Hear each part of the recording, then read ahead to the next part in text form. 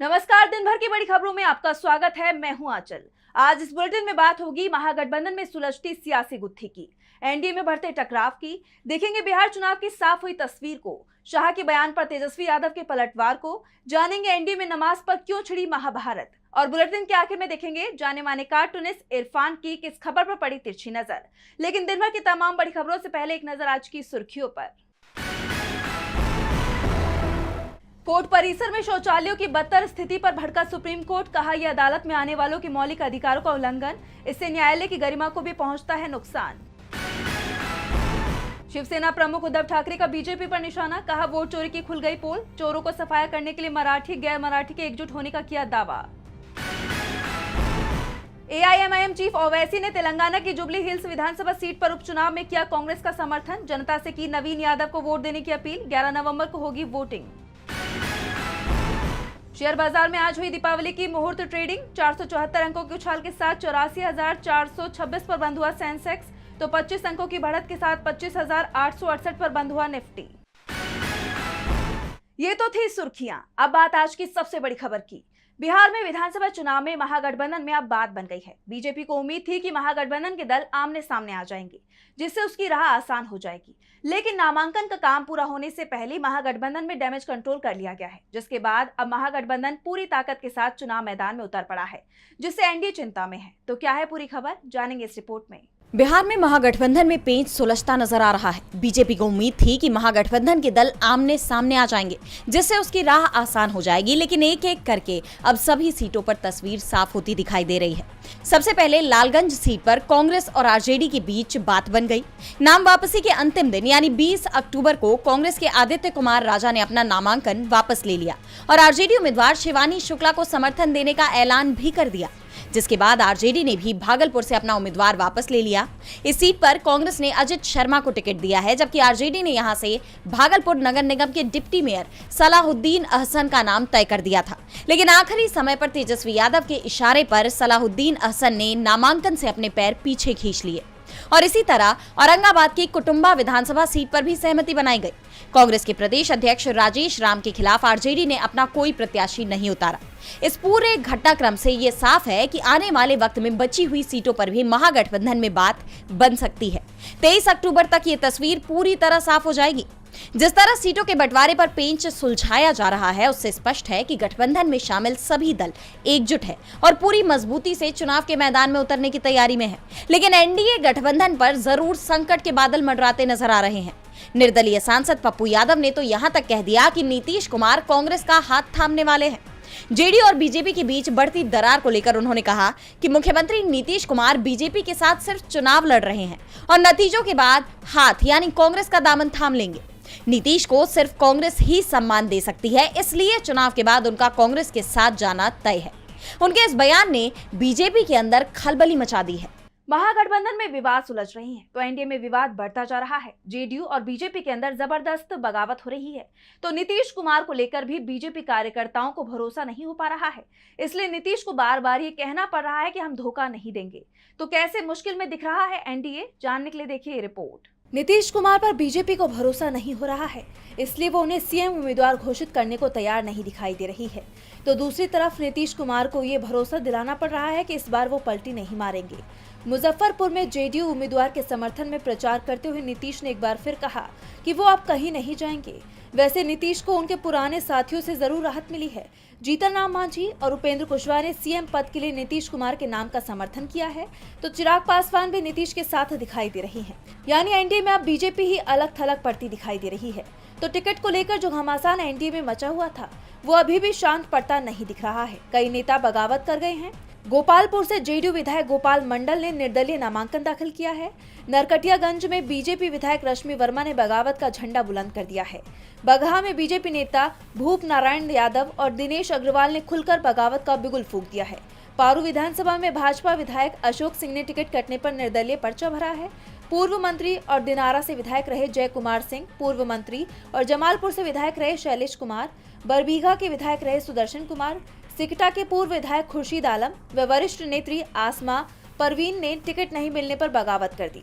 आसमा परवीन पूर्व मंत्री इलियास हुसैन की बेटी हैं। उन्हें 2020 में जेडीयू ने महुआ से उम्मीदवार बनाया था। इस बार ये सीट लोजपा को चली गई। आसमा परवीन ने महुआ से नामांकन कर दिया है। जय कुमार सिंह की सीट दिनारा आरएलएम के कोटे में चली गई है। शैलेश कुमार, सुदर्शन कुमार व खुर्शीद आलम का टिकट काट दिया गया है। मुजफ्फरपुर के ओराई विधायक और पूर्व मंत्री रामसूरत राय के समर्थकों ने तो टिकट कटने पर बीजेपी कार्यालय को ही घेर लिया। अलीनगर सीट से चर्चित गायिका मैथिली ठाकुर को भी लेकर स्थानीय कार्यकर्ता नाराज दिखाई दे रही हैं। मौजूदा विधायक मिश्री लाल यादव यहां से बागी हो गए हैं।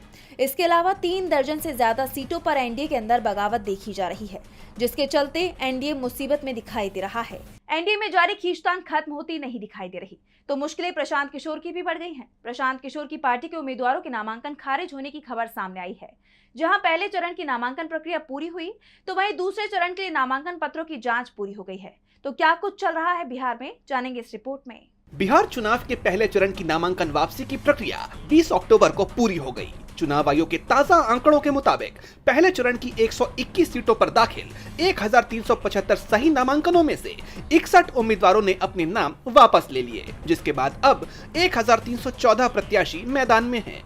सभी उम्मीदवारों को सिंबल आवंटित कर दिए गए हैं, जिसके बाद अब चुनाव प्रचार जोर पकड़ने लगा है। वहीं 122 सीटों पर दूसरे चरण के लिए नामांकन दाखिल करने की आखिरी तारीख 20 अक्टूबर थी और नामांकन पत्रों की जांच यानी स्क्रूटनी 21 अक्टूबर को पूरी हो गई है। पहले चरण में जहां एनडीए को झटका लगा था, मढ़ौरा सीट से एलजेपीआर की उम्मीदवार सीमा सिंह का नामांकन खारिज कर दिया गया था, तो दूसरे चरण में महागठबंधन को झटका लगा है। सुगौली सीट से वीआईपी उम्मीदवार शशि भूषण सिंह का नामांकन रद्द हो गया। दरअसल भूषण पहले आरजेडी की तरफ से नामांकन करने की तैयारी में थे। आरजेडी को क्षेत्रीय पार्टी का दर्जा मिला हुआ है, जिसके चलते एक समर्थक और प्रस्तावक की जरूरत नामांकन के लिए होती है। लेकिन ये सीट वीआईपी के कोटे में चली गई और शशि भूषण को वीआईपी ने अपना उम्मीदवार बना दिया। वीआईपी को क्षेत्रीय पार्टी का दर्जा नहीं मिला है। ऐसे में नामांकन के साथ 10 समर्थकों के हस्ताक्षर की जरूरत थी, जबकि भूषण ने अपने नामांकन के साथ सिर्फ एक प्रस्ताव का समर्थन पत्र सौंपा था। वहीं जनसुराज पार्टी के प्रमुख प्रशांत किशोर ने दावा किया है कि उनके 3 घोषित उम्मीदवारों को नामांकन ही नहीं भरने दिया गया और जिसने नामांकन किया था उसका नामांकन वापस करवा लिया गया और ये पूरा काम बीजेपी और जिला प्रशासन की मिलीभगत से हुआ है। उन्होंने ये भी कहा कि बीजेपी को महागठबंधन से नहीं बल्कि जनसुराज से डर लग रहा है। बिहार चुनाव को लेकर बीजेपी का डर दिखाई दे रहा है, जिसके चलते बीजेपी नेता कुछ भी बयान दे रहे हैं। हाल ही में केंद्रीय गृह मंत्री अमित शाह ने बिहार में एक बयान दिया था, लेकिन अब उनका ये बयान उन्हीं के गले की फांस बनता जा रहा है। वहीं अब आरजेडी नेता तेजस्वी यादव ने शाह के बयान पर पलटवार किया है और साफ साफ कह दिया है कि अब बिहार की जनता को कोई धोखा नहीं दे सकता। तो क्या है पूरा मामला, देखिए इस रिपोर्ट में। बिहार में विधानसभा चुनाव के लिए पहले चरण की वोटिंग में ज्यादा समय नहीं बचा है। ऐसे में सियासी बयानबाजी और तेज हो गई है। हाल ही में गृह मंत्री अमित शाह ने बिहार में रोजगार के मुद्दे पर एक बयान दिया था। शाह के बयान पर अब आरजेडी नेता तेजस्वी यादव का गुस्सा फूट पड़ा। दरअसल अमित शाह ने बिहार में बड़े उद्योगों के लिए जमीन की कमी को बाधा बताया था और कहा था कि बिहार में फैक्ट्री लगाना मुश्किल है क्योंकि यहाँ जमीन की कमी है। शाह के इस बयान पर अब तेजस्वी ने पलटवार करते हुए कहा है कि 20 साल बिहार में सरकार चलाने के बाद भी गृह मंत्री बहाने बना कह रहे हैं कि फैक्ट्री तो गुजरात में ही लगेगी, लेकिन वहां लेबर बिहार की होगी। बिहारी अब इनके झांसे में नहीं आएंगे। तेजस्वी यादव ने आरोप लगाया कि शाह औद्योगिक विकास के खोखले वादों से बिहार की जनता को गुमराह कर रहे हैं। तेजस्वी से पहले उनकी पार्टी राजद ने भी शाह को उनके इस बयान पर घेरा था और कहा था कि अमित शाह ने कह दिया है कि फैक्ट्री तो गुजरात में ही लगेगी और गरीब बिहार मजदूर सप्लायर राज्य बना रहेगा। जैसा कि आप जानते हैं कि अमित शाह ने बिहार विधानसभा चुनावों के लिए बिगुल फूंका और घोषणा की कि अगर एनडीए बिहार में सत्ता में लौटता है तो वो राज्य को औद्योगिक हब में बदलेगा। वहीं अब उन्होंने बिहार में फैक्ट्री लगवाने की बात पर जमीन की कमी बताकर खुद के साथ साथ पूरी बीजेपी के लिए मुसीबत मोल ले ली है।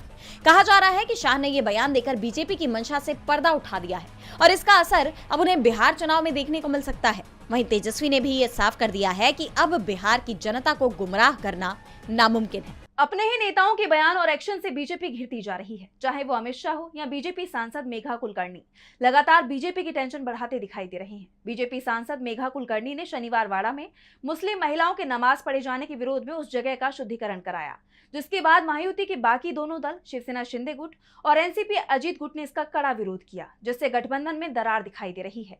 तो क्या है पूरा मामला, जानने के लिए देखिए ये रिपोर्ट। महाराष्ट्र में स्थानीय निकाय चुनावों से ठीक पहले सत्तारूढ़ महायुति गठबंधन में घमासान छिड़ गया है। सहयोगी दल शिवसेना शिंदे गुट और एनसीपी अजित गुट ने बीजेपी की राज्यसभा सांसद मेघा कुलकर्णी की तरफ से पुणे के शनिवार वाड़ा में किए गए शुद्धिकरण समारोह की कड़ी निंदा की है। हाल ही में बीजेपी सांसद कुलकर्णी ने हिंदूवादी संगठनों के साथ मिलकर शनिवार वाड़ा में गोमूत्र छिड़क कर शुद्धिकरण किया था। ऐसा उन्होंने यहां मुस्लिम महिलाओं के नमाज पढ़े जाने के विरोध में किया था। इस घटना के बाद दोनों यानी एनसीपी और शिवसेना ने बीजेपी को अपनी सांसद पर लगाम लगाने की नसीहत दे दी। एनसीपी प्रवक्ता रूपाली पाटिल थोमरे ने कुलकर्णी के खिलाफ एफआईआर दर्ज करने की मांग करते हुए कहा कि वो सांप्रदायिक तनाव पैदा करने की कोशिश कर रही हैं। पुणे में हिंदू और मुसलमान भाई भाई की तरह रहते हैं। मेघा कुलकर्णी पर लगाम लगाई जानी चाहिए। वहीं शिवसेना शिंदे गुट ने भी बीजेपी सांसद पर निशाना साधा। शिवसेना नेता नीलम गोरहे ने कहा कि शनिवार वाड़ा भारतीय पुरातत्व सर्वेक्षण यानी ASI द्वारा संरक्षित स्थल है और इसके नियमों का पालन होना चाहिए। किसी को भी यह गलतफहमी नहीं पालनी चाहिए कि वो सरकार में है। कुलकर्णी ने शुद्धिकरण के बाद वाड़ा के बाहर स्थित मजार और दरगाह को 1 हफ्ते के अंदर हटाने का अल्टीमेटम भी दे दिया है। हालांकि बीजेपी सांसद के आंदोलन के बाद पुलिस ने संरक्षित स्थल पर नमाज अदा करने के आरोप में अज्ञात महिलाओं के खिलाफ मामला दर्ज किया है।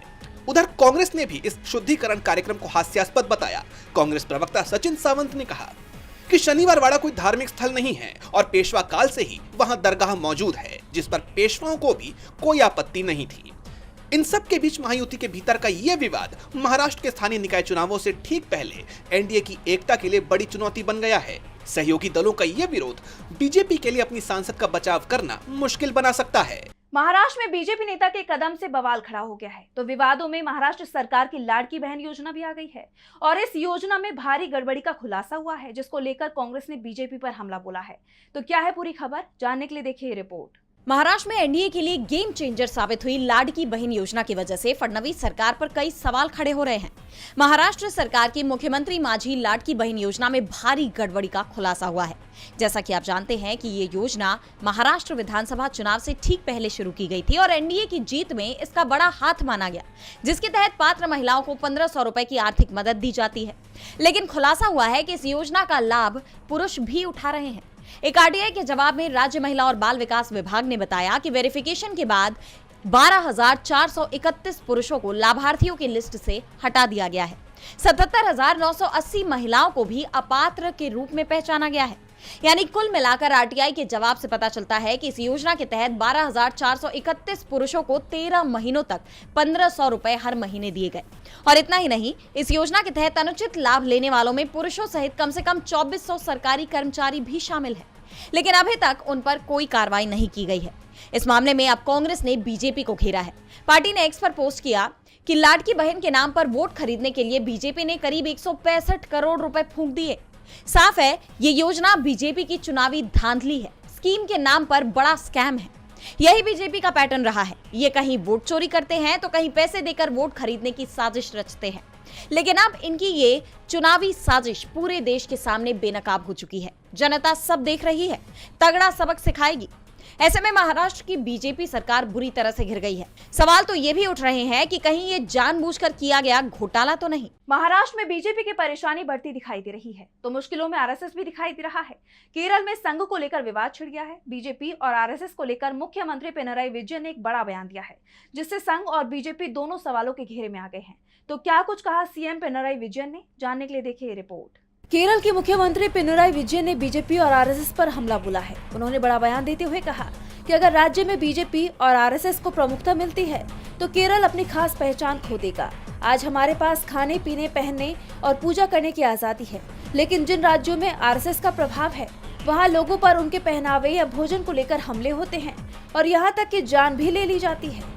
सीएम विजयन यही नहीं रुके, उन्होंने आरएसएस पर आरोप लगाते हुए कहा, संघ परिवार सबरीमाला सहित धार्मिक परंपराओं में हस्तक्षेप कर केरल की संस्कृति और सांप्रदायिक सौहार्द को बिगाड़ने की कोशिश कर रहा है। भगवान अयप्पा के साथ साथ बाबर का भी सबरीमाला परंपरा में एक स्थान है, लेकिन संघ परिवार ये बर्दाश्त नहीं कर सकता कि एक मुस्लिम की ऐसी भूमिका हो, किसी मुसलमान को वो स्थान मिले, इसलिए वो बाबर की पहचान को गलत ढंग से पेश करने की कोशिश करते हैं। बता दें कि 20 अक्टूबर को सीएम कन्नूर में मार्क्सवादी कम्युनिस्ट पार्टी के एक नए कार्यालय भवन का उद्घाटन करने पहुंचे थे, जिस दौरान उन्होंने लोगों को संघ परिवार की विचारधारा के बढ़ते प्रभाव को लेकर सतर्क रहने का आग्रह किया। साथ ही गृह मंत्री अमित शाह की कोच्चि में की गई हाल ही की उस टिप्पणी का जिक्र किया, जिसमें उन्होंने कहा था कि बीजेपी आगामी स्थानीय निकाय चुनाव में 25% वोट हासिल करेगी और उसके बाद के चुनाव में बहुमत हासिल करेगी। और बुलेटिन के आखिर में देखेंगे जाने माने कार्टूनिस्ट इरफान की किस खबर पर पड़ी तिरछी नजर।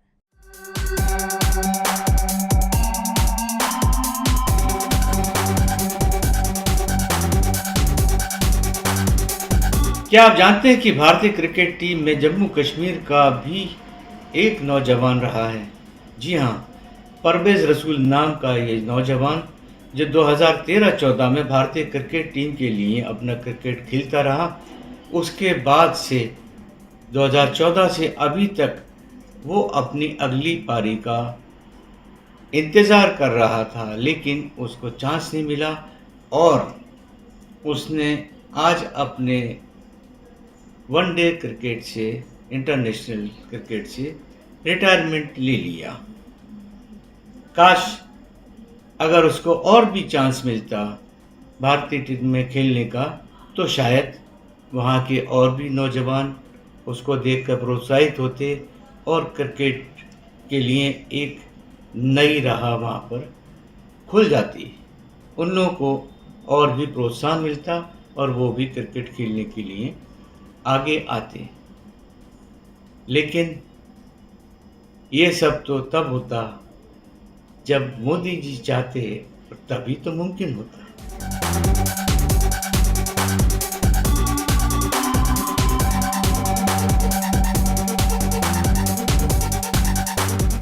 बहुत बहुत शुक्रिया इरफान जी। तो आज इस बुलेटिन में बस इतना ही। आप देखते रहिए डीवी लाइव। नमस्कार।